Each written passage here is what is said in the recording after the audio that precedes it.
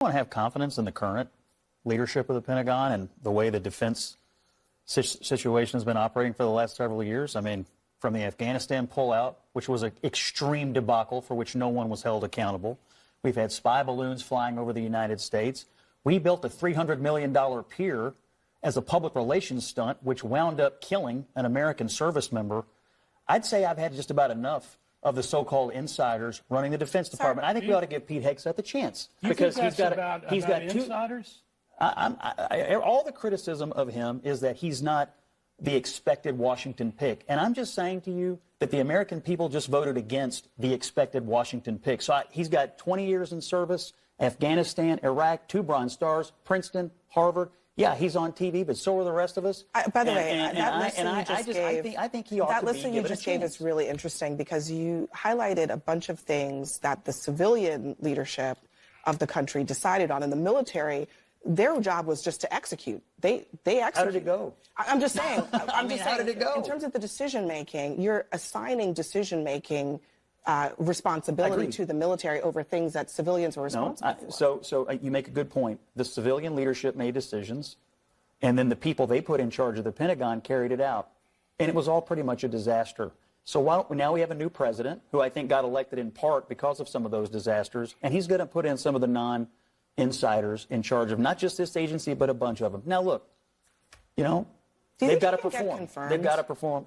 I mean, we've got 53 U.S. senators that are Republicans. And Pete Hegseth, he's an American hero. The man won 2 Bronze Stars for his service, and he's been a champion for veterans.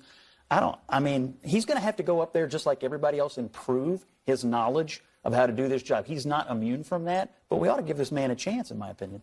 I'm starting to get annoyed with the left's little narrative machine that they're trying to attempt again, right? Trump's nominees are unqualified. Department of Health, right? Department of Health, right? You put someone with a possible mental disorder as the head of the Department of Health. Okay.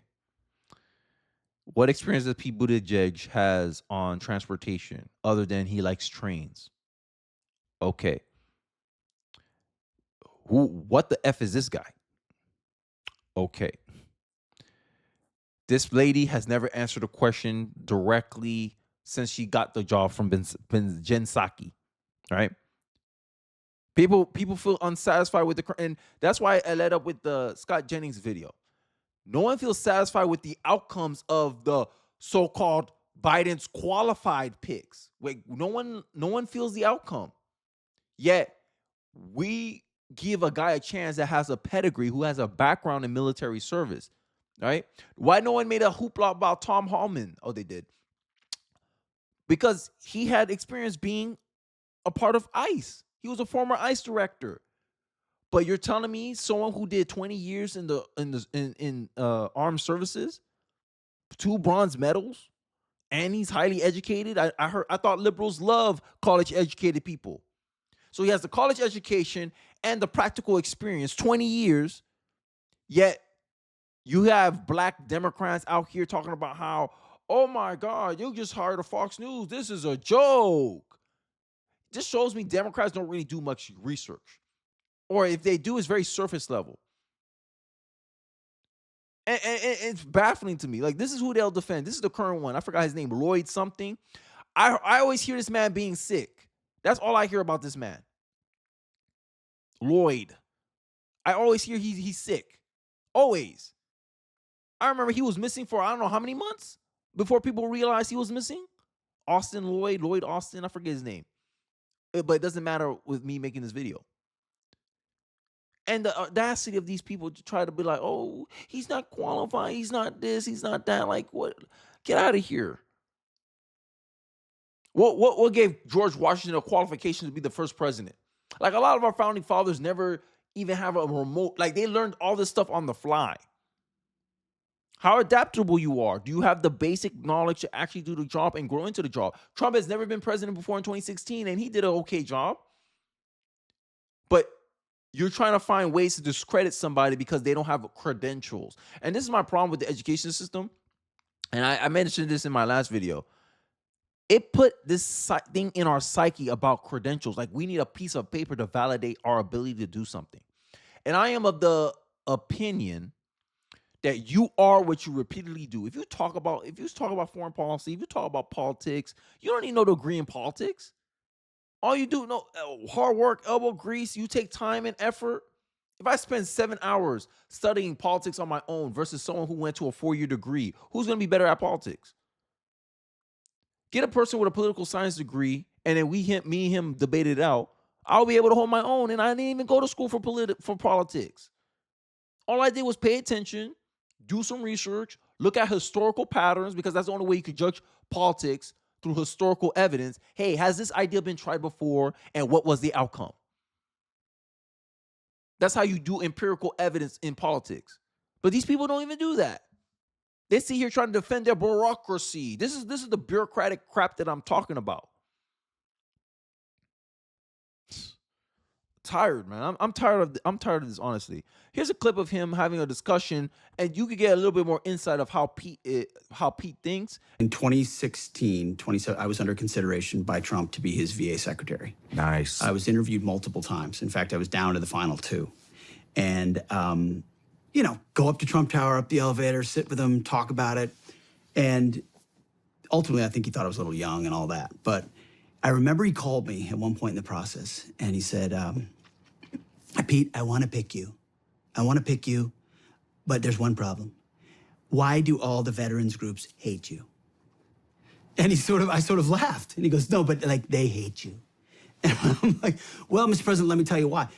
Because outside the box thinking of, say, providing private choice for veterans is a threat, complete threat to the ecosystem around the government bureaucracy and the VA and the veterans groups. They exist to defend their territory. And they'll say, oh, it's for the betterment of the vets. Well, if vets are getting better treatment from non-conventional places, why aren't we exploring that? Well, the bureaucracy can't handle that. Well, it's not the existing system. It's not where most of the money comes from. So you see in a common theme here, right? These Washington insiders, and this is the problem, right? The only reason, what industry does Washington, D.C. have? I'm pretty sure they have tech companies. I'm sure they have all this stuff. But what is every state, they're kind of known from something. Like Silicon Valley, California, that's where all the tech bros live at, right? Every city's known for something. What is Washington, D.C. known for? Politics, government, federal. That's what they're known for. So when they pick, when Trump's out here picking people that's now part of their little clique, this is what they're getting mad for. And this is what I'm talking about. Democrats are the party of bureaucracy. They're not the party of democracy. They're the party of bureaucracy.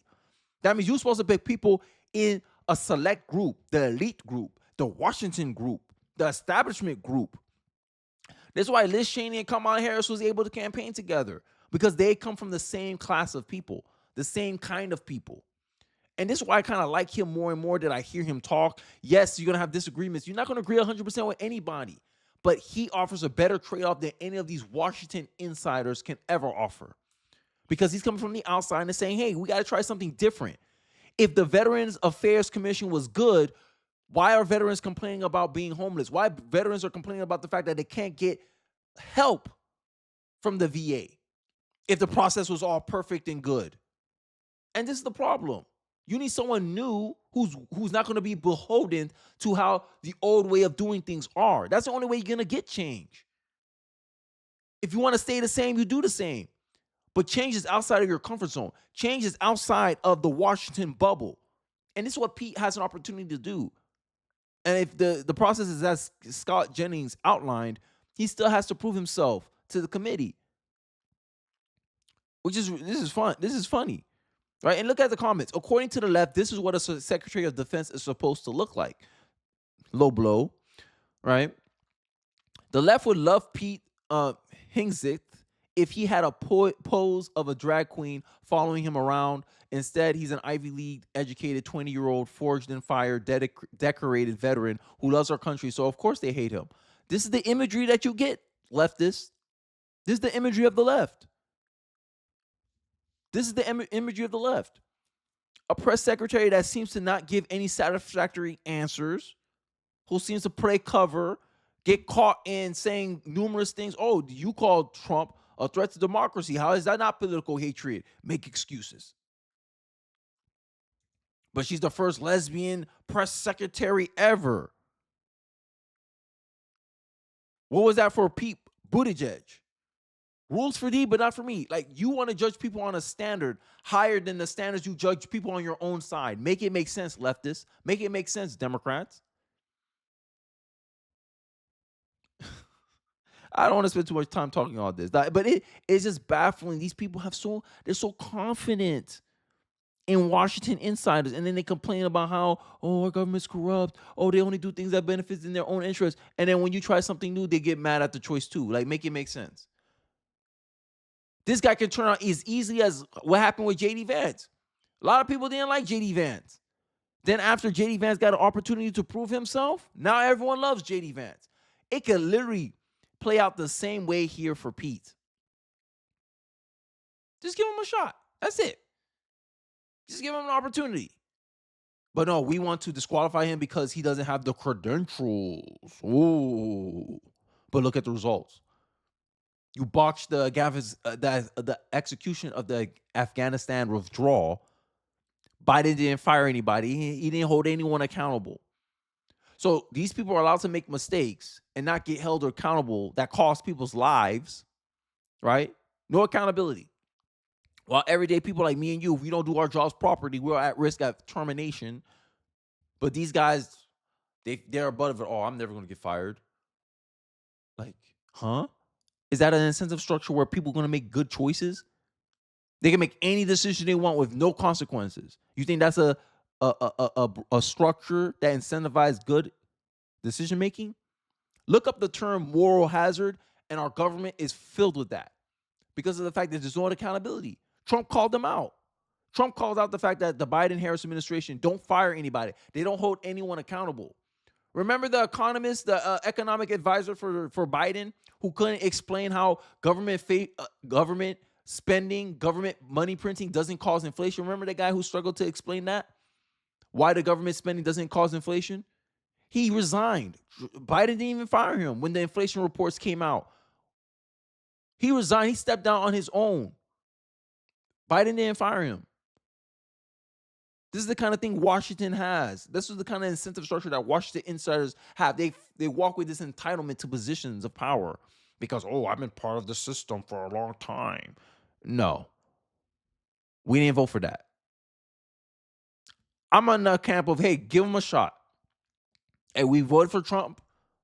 We should trust his judgment at least at some level and give them an opportunity. At the end of the day, if you don't work out, Trump can always fire him.